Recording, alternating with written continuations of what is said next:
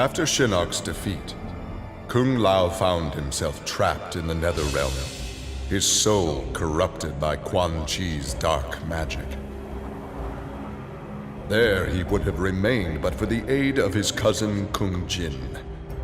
Together, their Shaolin strength repelled the evil sufficiently enough for Kung Lao to escape that dark realm and control his inner demons.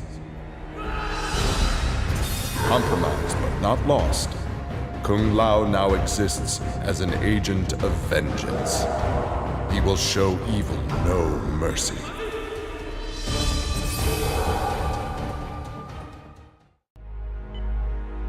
After Shinnok's fall, the hospitalized Johnny Cage asked Jax to fill in as leader of his squad. Jax agreed. It was a chance to spend time with and protect Jackie.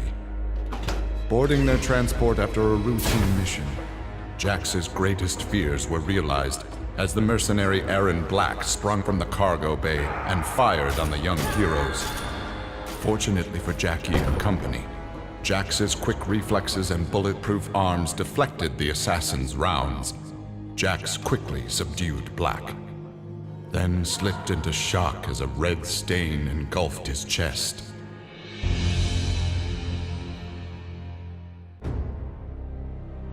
Exhausted by her ordeals, Sonya slipped into a deep sleep and began to dream. Kano held Jax and Cassie hostage. He made Sonya choose who would live and who would die. Seeing no way to free them both, she chose Cassie and screamed as Kano killed Jax before her eyes. Still screaming, she was awoken by Johnny. He had horrific news. Jax was dead by an assassin's bullet.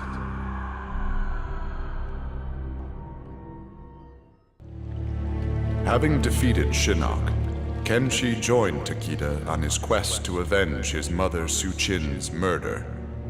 Their travels took them to a cave where he and Takeda freed a man, Taven, encased in a stalagmite. Kenshi told Taven that his brother, Dagon, was the founder of the Red Dragon Assassin Clan. Dagon had not only murdered Su-Chin, but his and Taven's parents as well. Together, Kenshi, Takeda, and Taven lay siege to the Red Dragon base. Dagon fell victim to Kenshi's rage. Su-Chin's murder had been avenged.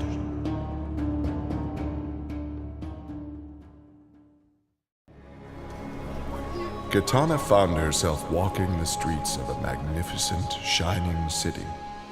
This was Edenia, a realm freed from Outworld, and Kitana was its beautiful queen. This was the timeline unaltered by Raiden. Earthrealm had been destroyed by Shao Kahn, but Kitana had survived Armageddon and united the other realms to destroy him. Long-lasting peace was the result. Kitana awoke from this vision to find herself in the Netherrealm. She was not the queen of Edenia, but a revenant of hell, and she hated Raiden for it.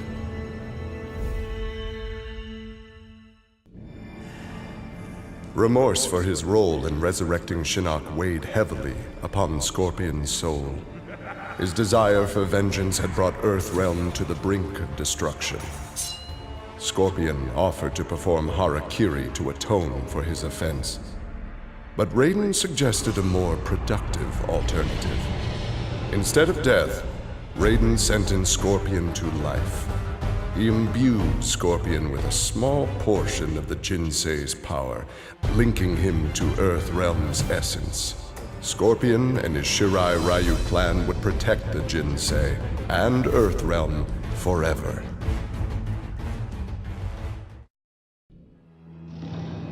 Grandmaster Sub-Zero knew his Lin Kuei clan would need more than martial arts to stave off future threats to Earthrealm. In the frozen reaches of Outworld, he found the answer. a female frost dragon with a clutch of eggs. With his ability to freeze, Sub-Zero hatched the dragonlings. They accepted their Lin Kuei masters and their training as combat mounts. With a force of dragon riders, the Lin Kuei's ferocity became legend. None dared risk conflict with Earthrealm.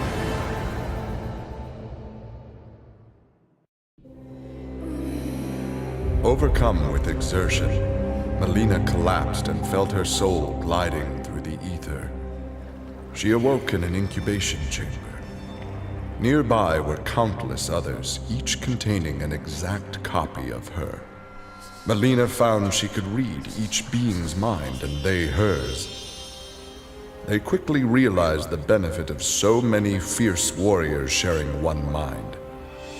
As they plotted revenge on their enemies, the architect of the Melina's awakening laughed quietly.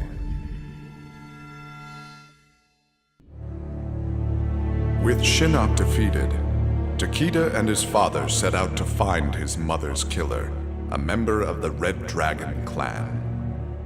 Special Forces tech enabled Takeda to locate the clan's base and disguise himself and Kenshi as they infiltrated their ranks. Deep within the mountain stronghold, Takeda discovered an actual dragon, a prisoner of the clan. The creature used its magic to divine the murderer's name, then transport Takeda and Kenshi to a faraway cave. There they discovered a man encased in a stalagmite. The dragon had said this man would also have reason to confront Su Qin's killer. Takeda began to free him.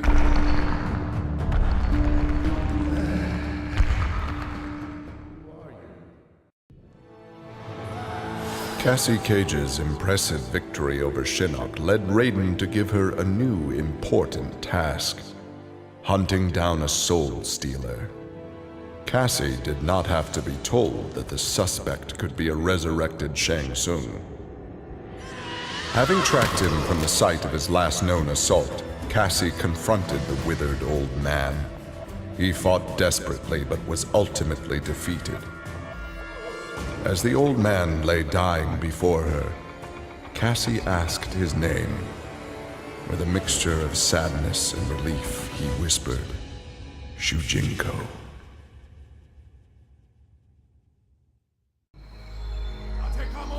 After his incursion into Earthrealm, Kotal Khan had become a prime target of Special Forces surveillance. Jackie Briggs was assigned to monitor his activity. Jackie followed Kotal Khan to an equatorial jungle, where he entered a hidden pyramid. Inside, he retrieved a glowing crystal skull. Jackie attacked the Emperor and raced away with the object. Jackie was praised for her work, but couldn't help thinking her interference was what Kotal Khan had wanted all along.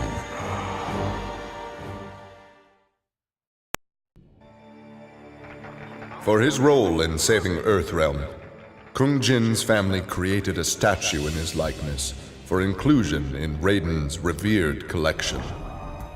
But Kung Jin's thoughts were with one no longer accepted by his family, Kung Lao.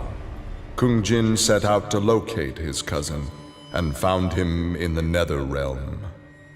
Raiden believed Kung Lao's tortured soul was forever trapped without Quan Chi's magic to free him. But Kung Jin knew the Shaolin were stronger than any sorcerer's spell. He vowed to help Kung Lao fight off the evil that had remade him.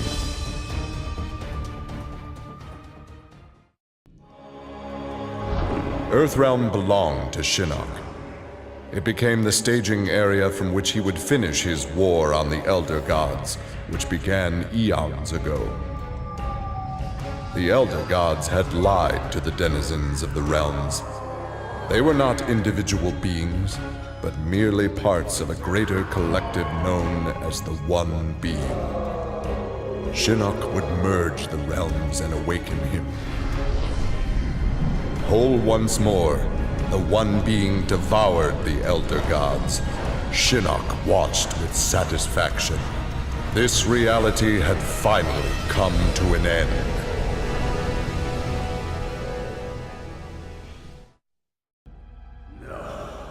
Kano had always been a survivor, but even he would one day succumb to fate.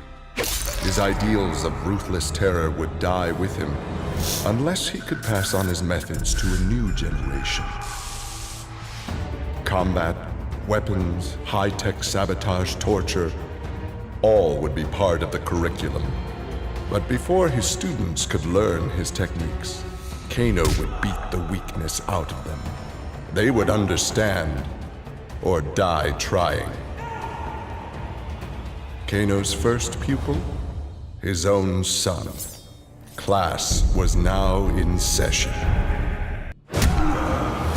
Johnny Cage's life had turned out to be stranger than any science fiction film, but he knew the final scene was approaching. With Raiden's direction, Johnny was able to sail to Shang Tsung's abandoned island fortress, where his adventure had begun, to contemplate his future. Amid the rubble, Johnny found an ancient tome. Its pages revealed that Shang Tsung had unraveled the secret to Edenian long life. Johnny Cage's retirement would have to wait.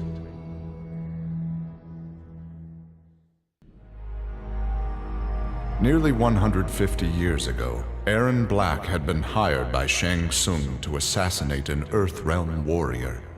In return, Shang had slowed Black's aging process. He could therefore afford to be patient. If an employer wanted someone dead, they would be in time. A team of young Earthrealm warriors had caused Aaron Black's current employer, Kotal Khan, much inconvenience. With the patience of a viper, Black eliminated them all.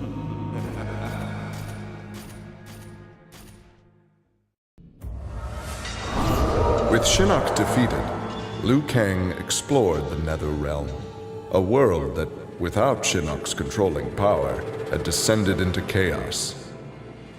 Liu Kang was no sorcerer or elder god, but his fighting skill was more than enough to beat Netherrealm's demons into submission. Liu Kang realized that Netherrealm was his for the taking, and that ruling appealed to him. He would assume Shinnok's throne and ponder the conquering of other realms.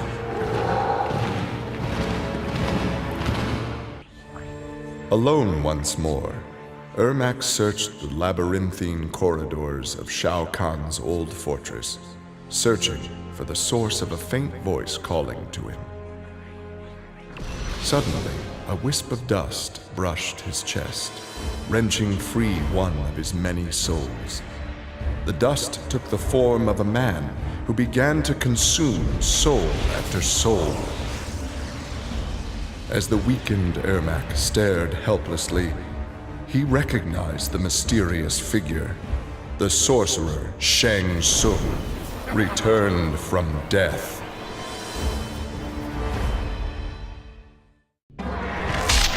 Kotal Khan returned to Outworld determined to rebuild his forces. But Raiden defeated him in a surprise attack and claimed dominion over Outworld. Desperate, the Emperor called upon the Elder Gods to aid in preserving his sovereignty. They granted his request, invoking the most sacred of contests.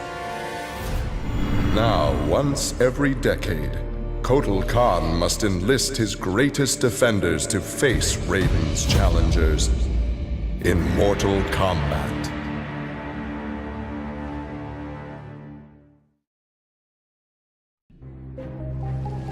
After Shinnok's defeat, Reptile was ordered to Earthrealm by Kotal Khan to assess the damage.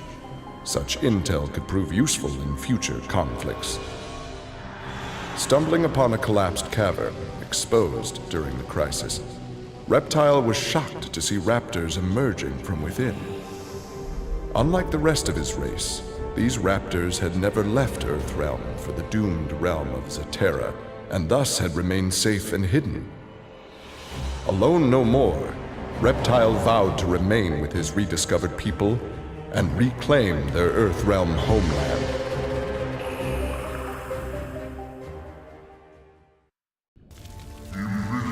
For many years, Farah and Tor were a symbiotic pair, as is natural with their species. But that bond was broken when Farah came of age and began the Great Transformation. Farah Tor returned to the Tarkatan Wastes, where Farah began her metamorphosis.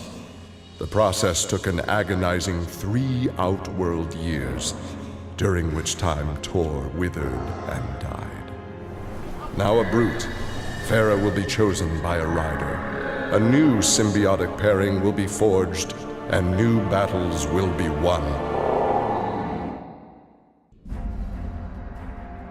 Devorah's ultimate plan was not to destroy Shinnok, but to enslave him.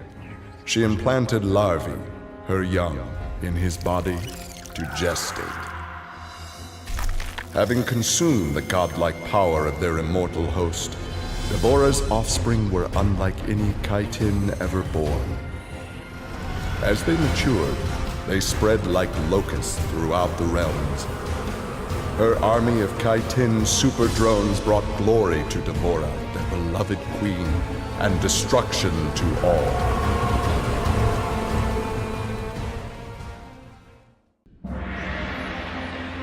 After millennia of fending off Earthrealm's enemies, Raiden began to wonder if defense was the best path to peace.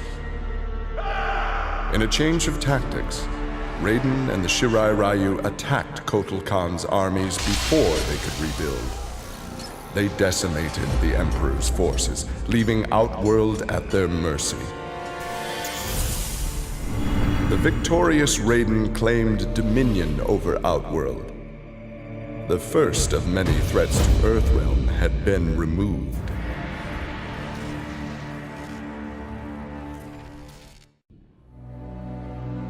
Quan Chi had long been a servant of Shinnok. His role in freeing him from imprisonment had not gone unnoticed by the Elder Gods. Shinnok was no longer a threat, but Quan Chi's actions had given rise to a new power. After much deliberation, the Elder Gods contrived a plan to rebalance this power before it grew further. Free will was burned from Quan Chi's soul and replaced with a single directive. He must kill Raiden. The Shokan had become outcasts for refusing to aid either side in the Outworld civil war.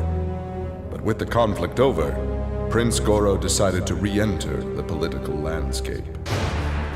Kotal Khan's armies were weak from years of battle. Melina's rebels were scattered. It was an easy matter for the Shokan to seize control. The newly crowned Emperor Goro had his rivals exterminated. No Aztec, Chitin, Edenian, or Tarkatan would usurp his throne.